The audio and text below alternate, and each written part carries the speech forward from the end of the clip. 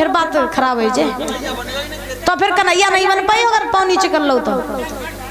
हाँ आराम से ऐसे ही खड़े रहियो। हाँ तो और ऊपर करो। हाँ आज ध्यान रखना महाराज, वृंदावन वासी घबराने लगे। घबरा करके कन्हैया के पास में आए, बोले लाला मैंने तेरे कहने से इंद्र को छोड़ करके गोवर्धन का पूजन किया, अब इंद्र नाराज हो गए, बताओ हम क्या करें। भगवान कन्हैया ने जवाब दिया, चिंता न करो, जिनका मैंने पूजन किया वही हमारी रक्षा भी करेंगे। आज भगवान कन्हैया ने सारे ग्वाल वालों को साथ लिया, सारे वृंदावन वासियों को साथ लिया, साथ लेकर के चल करके गोवर्धन महाराज के पास में आए।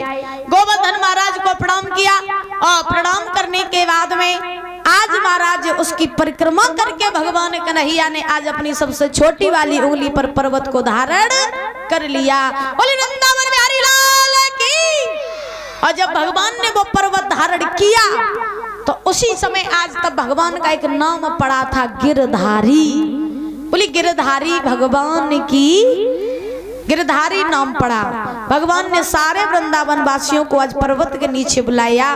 भगवान पर्वत को साधे हैं, इधर वर्षा हो रही है। अब पीछे वाले बुजुर्गों आप लोग ध्यान से सुन लेना, एक शंका वाली बात।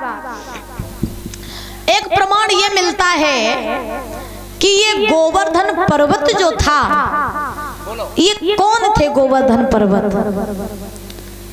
गोवर्धन पर्वत कौन थे? पीछे वाले दादा पता है आप लोगों को? किसी को पता है? नहीं पता? चलो हम बता रहे, सुनो। ये गोवर्धन पर्वत जो थे ये महाराज द्रोणांचल पर्वत के पुत्र थे। किसके पुत्र थे? परीक्षित महाराज किसके पुत्र थे? द्रोणांचल। ध्यान दें भैया महाराज समझ ही नहीं है। दौरे जाकर यहाँ शीघ्र ही मंच पे आ जाए। भैया लाल हाथ नीचे नहीं, ऊपर। हाँ पाँव ऊपर है, पाँव ऊपर नहीं है, पाँव ऊपर करो।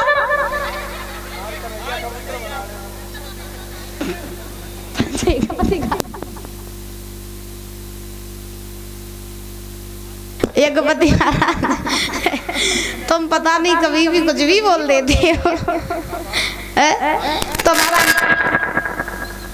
अब ध्यान रखना, ये गोवर्धन पर्वत जो थे ये द्रोणांचल पर्वत के पुत्र थे। और गोवर्धन पर्वत को इस ब्रजभूमि पर महाराज पुलस्त्य ऋषि लेकर के आए थे। पुलस्त्य ऋषि, जब पुलस्त्य ऋषि गोवर्धन पर्वत को लेकर के आए इस ब्रजभूमि पर, तो लेने के बाद में अब एक शंका वाली बात यह भी है कि भगवान कन्हैया ने गोवर्धन की पूजा क्यों करवाई और ऐसा क्या कारण था जो भगवान ने गोवर्धन पर्वत को उठाया? क्यों? क्योंकि कहा जाता है भगवान ने जो भी लीलाएं करी हैं उन लीलाओं के पीछे कुछ ना कुछ रहस्य जरूर छिपाए। तो एक प्रमाण ये मिलता है कि भगवान कन्हैया ने गोवर्धन पर्वत इसलिए उठाया क्योंकि त्रेता युग से इस गोवर्धन पर्वत को वरदान था। कैसा वरदान था ये भी सुनो। जब त्रेता युग में राम जी लंका में जाने के लिए जब सेतु का निर्माण कर रहे थे और जब सेतु बन रहा था तो जितनी भी वानर सेना थी दादा, वो छोटे छोटे पत्थर ला करके सेतु में लगा रहे थे। तो हनुमान जी में पहाड़ उठाने की, पर्वत उठाने की क्षमता थी। तो हनुमान जी सोचने लगे कि वानर सेना है छोटी छोटी, तो ऐसे जो पर्वत पता नहीं कब तक उठाए पाए, तो लाओ हम पूरा पर्वत ही उठाए ले चले। सो हनुमान जी को और तो कछु नहीं मिलो, हनुमान जी को वही गोवर्धन पर्वत मिलो। सो हनुमान जी उठाए के चलो भाई। तब तक सेतु पूरा बन चुका था। उसी समय राम जी का आदेश आ गया हनुमान जी के पास में, हनुमान तुम जो पत्थर ला रहे हो वो वहीं रख दो क्योंकि सेतु पूरा बन चुका है। अब हनुमान जी उस पर्वत को वहीं रखने लगे। सो गोवर्धन महाराज रोने लगे। हनुमान बोले रोए काय को रहे हो?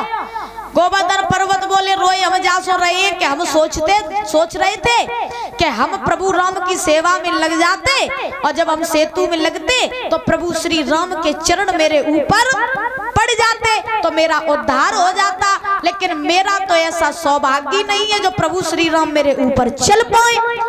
तब जब हनुमान ने खबर पहुंचाई राम जी के पास में कि पर्वत रो रहा है, तब राम ने त्रेता युग में ये वरदान दिया कि हे गोवर्धन पर्वत तुम अभी मत रो, जाओ मैं तुम्हें ये वरदान देता हूँ कि द्वापर युग में जब मैं कृष्ण अवतार धारण करके आऊंगा तब मैं तुम्हारी पूजा भी करवाऊंगा और मैं तुमको उठाऊंगा भी।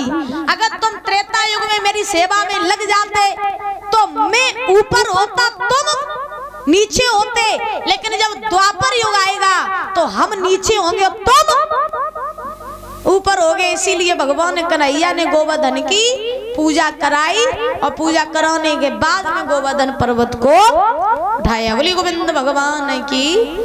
आज महाराज ध्यान रखना, श्री सुखदेव जी समझा रहे हैं कि हे राजन परीक्षित, भगवान कन्हैया पर्वत को धारण किए हुए हैं अपनी छोटी वाली उंगली पर।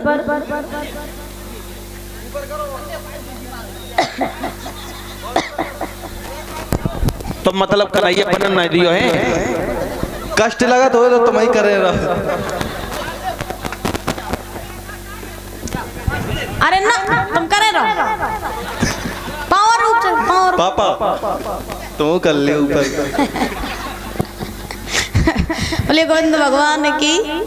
तो महाराज हमें ऐसा लगता है दीदी पापा अगर कर ली तो संजय लौकिया की सब्जी बनवाई है। देखिए हमें ऐसा लगता है कि जो द्वापर युग के चले आई करे हुए। हाँ पहले कछु लीला कम हो गई थी, प्रभु जब युग में आई गई। हाथ में दर्द नहीं हो रहा है क्या? है? कमर तो तुम्हें दर्द दर्द कर रहे हैं। बांसुरी और लगाओ, बांसुरी, बांसुरी कहाँ है? बांसुरी और बजाओ।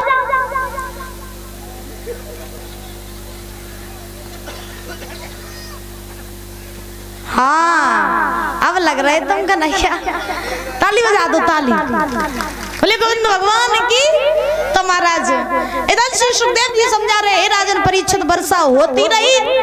जब वर्षा होती रही तो होने के बाद में इधर भगवान जो है वो पर्वत को धारण किए हैं। मैया यशोदा ने देखा कि मेरो कन्हैया छोटो सो है, 12 सो मेरो लाला, और जो पर्वत अकेले साधे मेरो कन्हैया 2-3 दिन ये कछु खाओ पियो नहीं, मेरो लाला थक गए है। तो मैया यशोदा ने सारे ग्वाल वालों से कहा भैया अगर तुम सब नेको नेक सारा दे दियो तो तुझे पर्वत सद जाइए।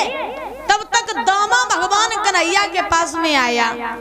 तो दामा ने भगवान कन्हैया से कहा कन्हैया ऐसा करो कि तुम अब पर्वत को छोड़ दो और पर्वत जो हम सब लोग साध ली, तुम अब जो है वो आराम करो। सो दामा कहने